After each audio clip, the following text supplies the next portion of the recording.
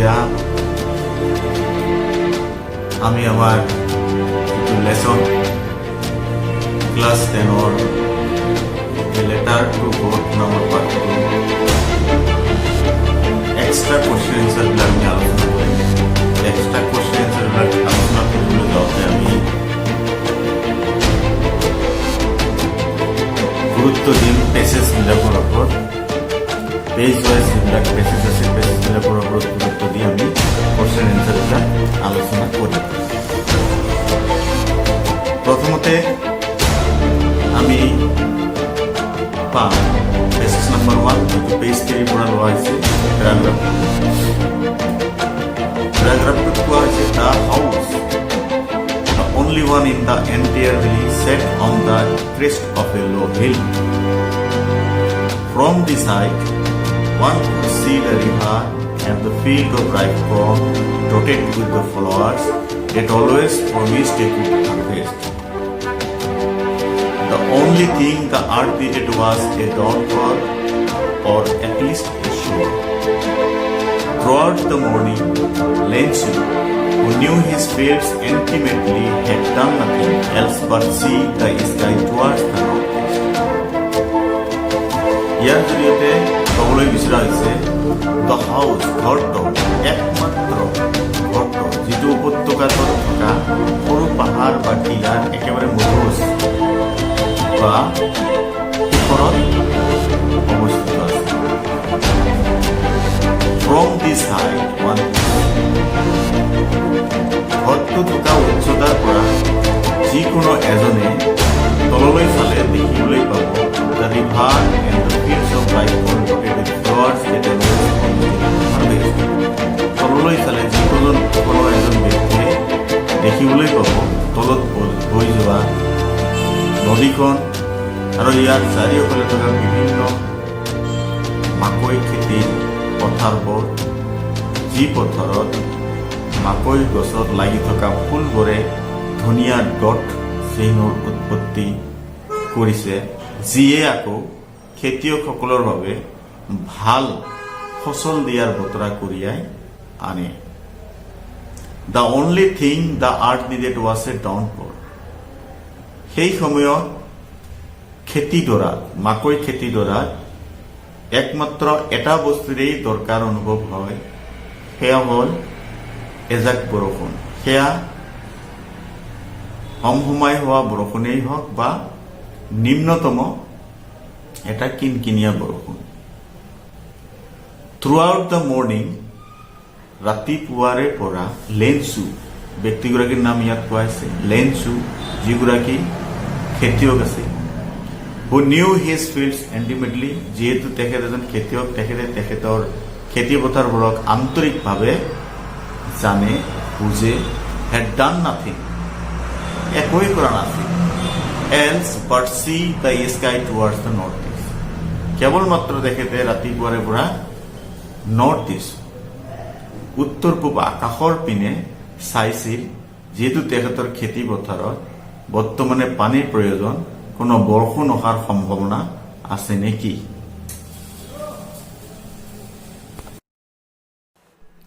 প্ৰথম প্ৰশ্নটো হ'ব, এতিয়া আমি ইয়াৰ প্ৰশ্নবিলাক আলোচনা কৰিম। ইয়াৰ প্ৰথম প্ৰশ্নটো হ'ল হোৱেৰ ৱাজ লেনচুজ হাউচ, লেনচুৰ ঘৰটো ক'ত আছিল। উত্তৰটো হ'ব Lencho's house was at the top of a low' hill. আমি যিটো পাইছোঁ ইয়াৰ টপ মানে কিতাপত থকা ক্ৰেষ্ট শব্দৰ অৰ্থত বুজাইছে। 2 নম্বৰ কুৱেশ্যনটো হ'ব what could one see from his house.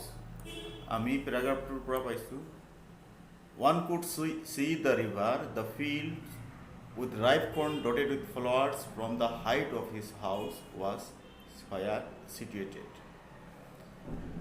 এজন ব্যক্তিয়ে ঘৰটো থকা অৱস্থানৰ পৰা তলত বৈ যোৱা নদী, কৰ্ণ খেতি, পকি থকা কৰ্ণ খেতি, মাকৈ খেতি আৰু তাৰ মাজত মাকৈ গছত লাগি থকা ফুলেৰে সুন্দৰ সৌন্দৰ্যময় পৰিৱেশটো ঘৰৰ অৱস্থানৰ পৰা চাব পাৰে। Third question, did the rainfall fulfil his expectation?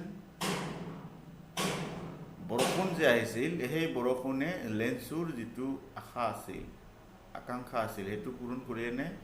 No. Along with the rain, very large hailstorm began to fall which destroyed his crops. কৰা নাছিল, কাৰণ তেখেতে খোজা বৰষুণৰ সৈতে ডাঙৰ ডাঙৰ শিলাবৰ্ষণ হৈ খেতি পথাৰ দ্বাৰা নষ্ট কৰিহে পেলাইছে। 2 নম্বৰ প্ৰশ্ন, why did Lensu see the sky towards the northeast? লেঞ্চুৱে কিয় উত্তৰ পূব আকাশৰ পিনে চাইছিল?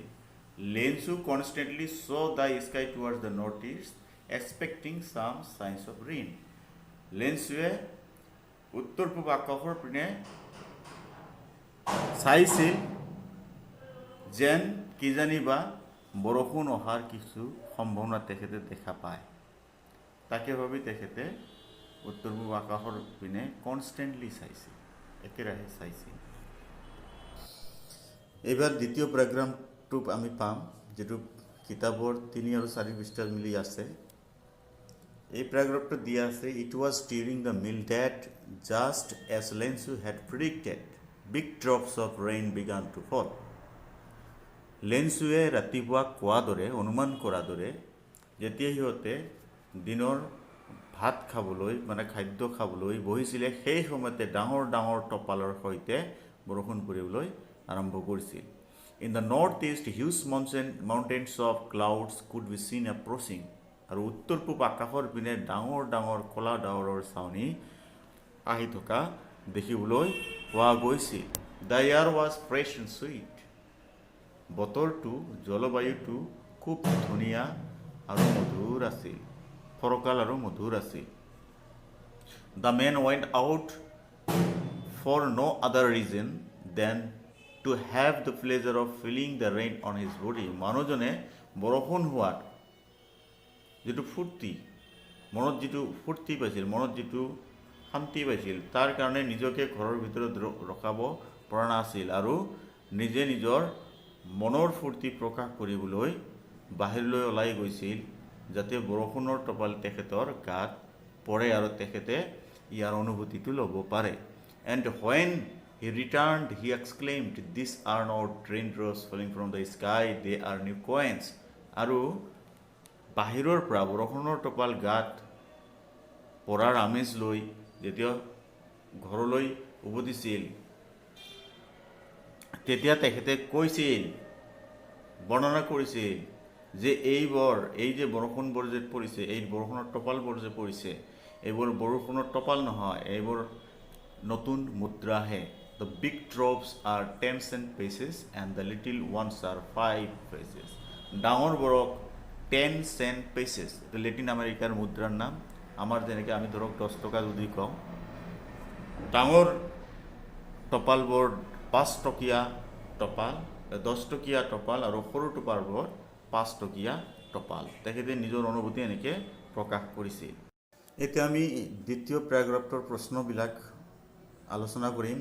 প্ৰথম প্ৰশ্নটো, হোৱাট হেপেন ডিউৰিং দ্য মেল? আমি পালোঁ যে খাই থকা অৱস্থাত লেঞ্চুৱে ৰাতিপুৱাই কোৱা দৰে big drops of rain began to fall during the meal. খাই থকা সময়ত ডাঙৰ ডাঙৰ বৰষুণৰ টপাল পৰিবলৈ ধৰিছিল। বি নম্বৰ কুৱেশ্যনটো, what could one see in the north east? উত্তৰ পূব আকাশত যিকোনো এজনে সিদিনাখন কি দেখিবলৈ পাইছিল? One could see huge mountains of snow' approaching in the north east. North east আকাশৰ যিকোনো এজন ব্যক্তিয়ে সিদিনা দেখিবলৈ পাইছিল যে ডাঙৰ ডাঙৰ কলা ডাৱৰে ছানি ধৰিবলৈ লৈছে। চি নম্বৰ প্ৰশ্নটোত আছিল, how did the pleasant rain turn into devilish one for Lencho? লেঞ্চুৰ বাবে আমোদদায়ক বৰষুণটো কিদৰে কাল ৰূপ লৈছিল? The rain accompanied by very large hailstorm which proves to be devilish for Lencho. বৰষুণ ইয়াৰ লগতে লৈ অহা ডাঙৰ ডাঙৰ শিলাবৃষ্টি, শিলৰ টুকুৰাই লেঞ্চুৰ বাবে কাল ৰূপ যেন প্ৰমাণিত হৈছিল। What is the mood of the narrator in this passage কোৱা হৈছে বক্তাই এই পেছেজটো যিজন বক্তাৰ কথা কোৱা হৈছে তেখেতৰ মুড কেনেকুৱা প্ৰকাশ পাইছে the narrator is very happy to see the rainfall যিহেতু লেনচু নামৰ যিজন বক্তা সেই বক্তাজনৰ কাৰণে খেতি পথাৰৰ বাবে বৰষুণৰ খুবকে প্ৰয়োজন হৈছিল আৰু তেওঁ ভাবাৰ দৰে বৰষুণ হোৱাৰ বাবে তেওঁৰ মনটো বৰ আনন্দৰে ভৰি পৰিছিল এতিয়া আমি 3 নম্বৰ পেছেজটো আলোচনা কৰিম যিটো 3 নম্বৰ পেছেজত কোৱা হৈছে with a satisfied expression he regarded the field of ripe corn with its flowers draped in a curtain of rain but suddenly a strong wind began to blow and along with the rain very large hailstones began to fall this truly did resemble new silver coins the boys exposing themselves to the rain ran out to collect the frozen pearls paragraphটোৰ অৰ্থ হ'ল with a satisfied expression যেহেতু খোজা বাবে নিজে বৰষুণ খোজা মতে বৰষুণ হোৱাৰ বাবে তেখেতৰ মানসিক অৱস্থিতি খুব সন্তুষ্টি পোৱা প্ৰকাশ পাইছিল he regarded the field of ripe corn with its flowers and draped in a curtain of rain তেখেতে নিজৰ খেতিডৰাৰ ইয়াত ফুলি থকা ফুলবোৰ লগতে ববলৈ ধৰা বৰষুণ পৰিবলৈ ধৰা বৰষুণে তেখেতৰ মনত খুব আনন্দ দিছিল but suddenly strong wind began to blow' কিন্তু তেখেতৰ আনন্দক মষিমূৰ কৰি হঠাতে বিশালাকৃতিৰ বৃহৎ আকাৰৰ প্ৰবল ধুমুহাৰ নিচিনাকৈ বতাহ বলিবলৈ ধৰি সেই বতাহৰ লগে লগে শিলৰ টুকুৰা পৰিবলৈ ধৰিছিল যাক আমি বৰফৰ টুকুৰা বুলি কওঁ পৰিবলৈ ধৰিছিল this truly did resembles new silver coin যিটো আগতে তেখেতে মুদ্ৰা হিচাপে পৰিগণিত কৰি কৈছিল যে ডাঙৰ টোপাল বল 10 টকীয়া মুদ্ৰা সৰু বৰ 5 টকীয়া মুদ্ৰা সেইবোৰ এতিয়া চিলভাৰ কইনলৈ পৰিৱৰ্তিত হোৱা ৰূপৰ কইনলৈ পৰিৱৰ্তিত হোৱাৰ কথা তেখেতে কৈছে তাৰমানে আগত যিটো ভাবিছিল তাতকৈ বিপৰীত হোৱা অনুভূতি তেখেতে প্ৰকাশ কৰিছে দ্য বয়জ তেখেতৰ ল'ৰা ছোৱালীবিলাকে এক্সপ'জিং দেমছেলছ টু দ্য ৰেইন নিজে দৌৰি গৈ বৰষুণৰ পিনে দৌৰি গৈ বৰষুণৰ লগত পৰা সেই টুকুৰাবোৰ ফ্ৰজেন ফাৰ্লছ বৰফৰ টুকুৰাবোৰ বুটলিবলৈ আৰম্ভ কৰিছিল এতিয়া আমি ইয়াৰ ওপৰত হোৱা কুৱেশ্যনকেইটাও তৎক্ষণাত আলোচনা কৰি লওঁ তাৰ প্ৰথম কুৱেশ্যনটো ৱাজ হোৱাই ৱাজ লেনচু ছেটিছফাইড লেনচু কিয় সন্তুষ্টি প্ৰকাশ কৰিছিল লেনচুৱে সন্তুষ্টি প্ৰকাশ কৰিছিল কাৰণ লেনচুৱে ভাবিছিল বৰষুণ হ'ব লাগে মোৰ খেতিৰ ডৰাৰ কাৰণে কিন্তু বৰষুণ হৈছিল সেইকাৰণে Lencho was satisfied as it started raining heavily he regarded the fields of ripe corn with its flower covered with the rain what happened all of a sudden হঠাতে কি ঘটিছিল suddenly a strong wind began to blow' and along with the rain very large hailstone began to fall হঠাতে এটা প্ৰবল ধুমুহাকৃতিৰ বতাহ ববলৈ ধৰিছিল আৰু এই বতাহৰ লগত শিলাবৃষ্টি হ'বলৈ ধৰিছিল what did they truly resemble ইয়াত দে কাক কোৱা হৈছে বুলি কাক কোৱা হৈছে the large hailstones resemble new silver coins ইয়াত large hailstones resembles new silver coins বুলি কোৱা হৈছে What do the frozen pearls refers to here? Here frozen pearls বুলি কাক বুজোৱা হৈছে Here frozen pearls refers to hailstone. ইয়াত frozen pearls বুলি শিলাবৃষ্টিক কোৱা হৈছে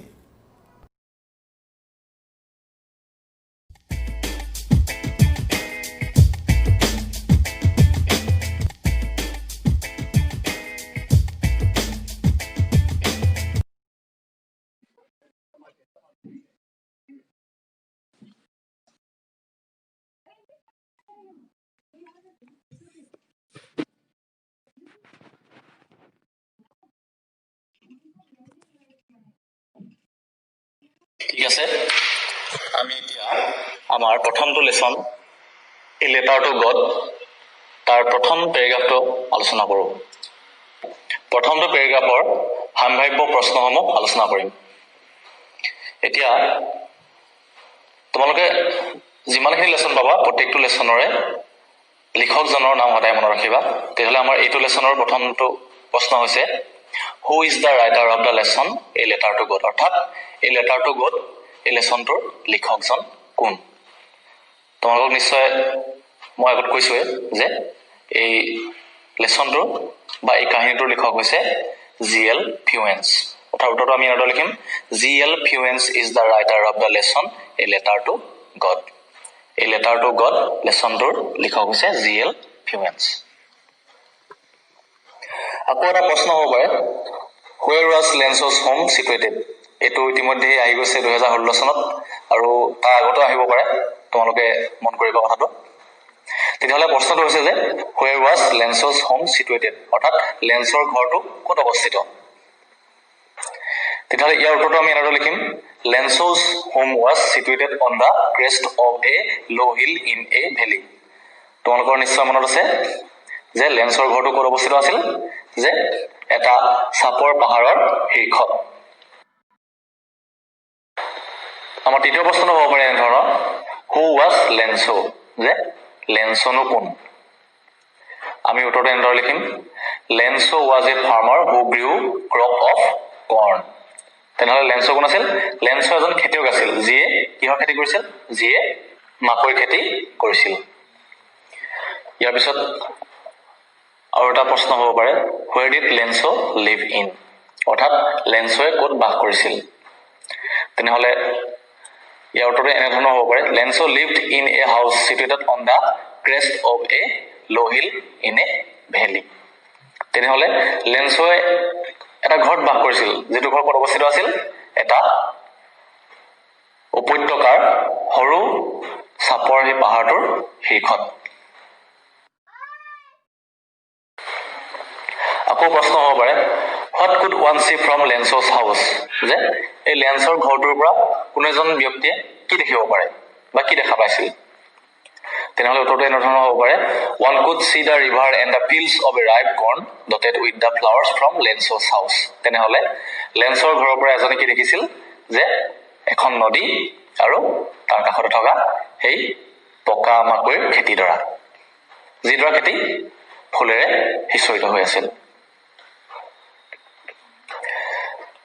অন্য এটা প্ৰশ্ন হ'ব পাৰে আকৌ হুইচ ক্ৰপ ডিড লেঞ্চো গ্ৰ', অৰ্থাৎ লেঞ্চোৱে কি খেতি কৰিছিল। আকৌ সেই প্ৰশ্নটো এনেধৰণৰ হ'ব পাৰে হোৱাট ডিড লেঞ্চো কাল্টিভেট, অৰ্থাৎ লেঞ্চোৱে কি খেতি কৰিছিল। তোমালোকে চাবা এই দুইটা প্ৰশ্নৰ অৰ্থটো একেটাই, কিন্তু বেলেগ বেলেগ ধৰণে প্ৰশ্নটো সুধিছে। গতিকে তোমালোকে মন কৰিবা একেটা প্ৰশ্নই বিভিন্ন ধৰণে সুধিব পাৰে, গতিকে তোমালোকে অৰ্থটো বুজিবলৈ চেষ্টা কৰিবা। তেতিয়াহ'লে আমাক প্ৰশ্নটো কি সুধিছে যে হোৱাট ডিড লেঞ্চো কাল্টিভেট, লেঞ্চোৱে কিহৰ খেতি কৰিছিল। তেনেহ'লে উত্তৰটো এনেধৰণৰ হ'ব লেঞ্চো গ্ৰিউ ক্ৰপ অফ কৰ্ণ। লেঞ্চোৱে কিহৰ খেতি কৰিছিল, লেঞ্চোৱে মাকৈ খেতি কৰিছিল। আৰু এটা প্ৰশ্ন এনেধৰণৰ হ'ব what did Lencho hope for, তেনেহ'লে লেঞ্চোৱে কিহৰ আশা কৰি আছিল। Lencho hoped for a downpour or at least a shower to water his ripe corn fields. তেনেহ'লে লেঞ্চোৱে এজাক ডাঙৰ বৰষুণ বা সৰুকৈ হ'লেও এজাক বৰষুণৰ আশা কৰি আছিল, যিজাক বৰষুণে তেওঁৰ খেতিডৰা অলপ পানী দিব পাৰে। Why did Lenso hope for a downpour or at least a shower? আকৌ প্ৰশ্ন হ'ব পাৰে লেঞ্চোৱেনো কিয় এজাক বৰষুণৰ আশা কৰি আছিল। ইয়াৰ উত্তৰটো হ'ব পাৰে Lencho hoped for a downpour or at least a shower to water his ripe corn fields. লেঞ্চোৱে এজাক বৰষুণৰ আশা এইকাৰণে কৰিছিল যাতে বৰষুণ জাগে তেওঁৰ সেই পকি থকা মাকৈ খেতিডৰাত অলপ পানী দিব পাৰে, যিডৰা খেতিত অলপ পানীৰ প্ৰয়োজন হৈ আছিল। তোমালোকে নিশ্চয় বুজি পাইছা। গতিকে প্ৰথমটো পেৰেগ্ৰাফত আমাৰ এইখিনি প্ৰশ্ন হ'ব পাৰে, আৰু তোমালোকৰ মনত যদি কিবা প্ৰশ্ন আছে তেনেহ'লে তোমালোকৰ ইয়াতে আছে ডাউট ছেকশ্যন বুলি, তাত গৈ তোমালোকে সুধিব পাৰা। আকৌ আমাৰ ইয়াত যিখিনি প্ৰশ্ন দিলোঁ আমি সেই সমগ্ৰ প্ৰশ্নসমূহ তোমালোকে নোট ছেকশ্যনত গৈ চাব পাৰিবা আৰু তোমালোকে ঘৰত লিখি ল'বা। আকৌ আৰু এটা কথা মন কৰিবা যে একেটা প্ৰশ্নই বিভিন্ন ধৰণে আহিব পাৰে। তোমালোকে গতিকে প্ৰত্যেকটো প্ৰশ্নই কি সুধিছে ইয়াৰ অৰ্থ তোমালোকে বুজি ল'বা। আমি ইয়াত অসমীয়াত তোমালোকক বুজাই দিছোঁ, গতিকে তোমালোকে প্ৰত্যেকটো প্ৰশ্নৰ অৰ্থটো সদায় বুজি ল'বা আৰু পিছত যাতে পৰীক্ষাত প্ৰশ্নটো বেলেগ ধৰণে আহিলেও তোমালোকে উত্তৰটো ধুনীয়াকৈ লিখি দিবা।